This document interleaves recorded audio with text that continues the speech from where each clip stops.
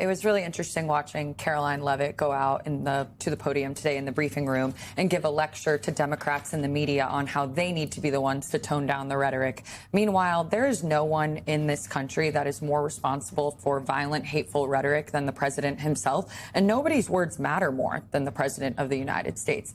And so then to watch immediately him just not even take a full 24 hours to call for civility and unity in this country after a very scary, traumatic event that affected people on both sides of the aisle, folks in the media, he chooses to immediately go after this CBS reporter for just simply citing the words of the manifesto. And then on top of that, him and his wife decide to go after a comedian for a joke that was told days prior to the dinner. And so whether you like Jimmy Kimmel or not, we have a First Amendment in this country, and it protects speech that you dislike just as much as it protects speech that you agree with. And so I think that it's not surprising at all to see how the White House responded to this incident, because this really could have been a moment for them to actually want to bring down the temperature if they cared about that. But they obviously don't, as evidenced by how Trump talks about Democrats and the left and the media. I have a list here, actually, of some of the words he's used to describe the left.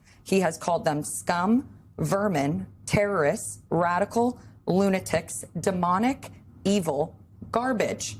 I'm not done yet. The enemy of the people, enemy within, treasonous, lowlives, fascists, Marxists, communists, and I could keep going. Those are just He did have a list. I was reading. Some examples. And on top of that, it's not even just the words that he uses. When we look at what is going on with political violence in this country, Trump, when he had a moment to say, hey, the attack against Paul Pelosi was wrong, what did he do? He mocked it, and so did other Republicans. They made light of an attack on Nancy Pelosi's husband when she was the target. He celebrated the deaths of Rob Reiner, who him and his wife were murdered by their son. He praised the death of Robert Mueller, his perceived political enemy, someone who was simply doing their job by having to investigate Donald Trump. And so, I could spend all day and just go through example after example, but it's really rich then for him to just like him in the White House to go after the Democrats and the media for their rhetoric when he is the chief instigator of violent, hateful rhetoric in this country. Leader Hakeem Jeffries made that point today. Let's play it. The so-called White House press secretary, who's a disgrace, she's a stone-cold liar, had the nerve to stand up there and read talking points being critical of statements all taken out of context that Democrats have made, and didn't have a word to say about anything that MAGA extremists have said or done, including providing aid and comfort to violent insurrectionists. And this so-called White House press secretary wants to lecture America and lecture us about civility. Get lost. Clean up your own house. You know, this is my theory, if y'all will. My theory on why the Republican Party apparatus has gone to say, oh, the Democrats did this, they have to tone down their rhetoric. It's the Democrats and the press.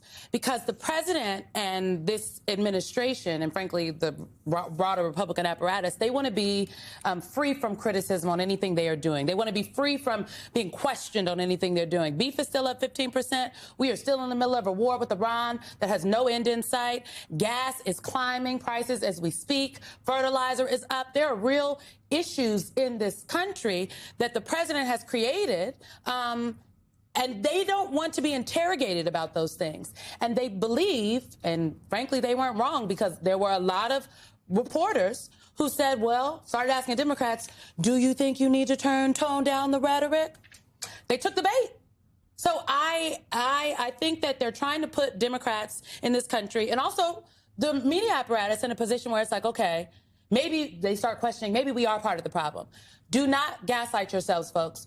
We didn't do this. Trump did. Like, it was a deranged, it was a person that we still need to find out more information about why and what the motives and all the things were. But the reality of the situation is there are real questions that this administration needs to answer about this incident and a whole host of other things, and we should be able to ask them. No, exactly, because with the First Amendment, we are allowed to criticize the president in this country. That is one of our fundamental rights. And so by questioning him and his actions or criticizing him and his actions, that is not inciting violence. And I condemn violence in all forms, left, right, you name it. I'm willing to call it out. It's why I've been extremely outspoken about January 6th, and I was willing to resign from my job over it because I saw the president firsthand was unwilling to criticize the violence that day and condemn what we saw.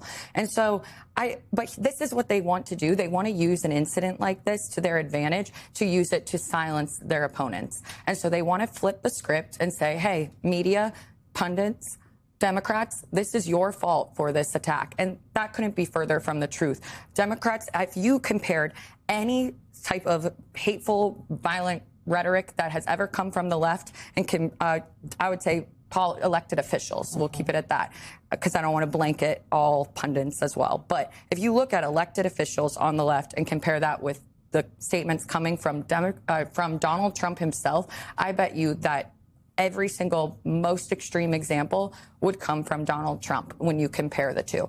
He is the one who is chief responsible for, I think, the inflammatory rhetoric we see in this country. And instead of solutions to maybe bring down the temperature and offer civility, what does this White House want to do? They found the singular solution to solving gun violence and hateful rhetoric in this country, build a ballroom.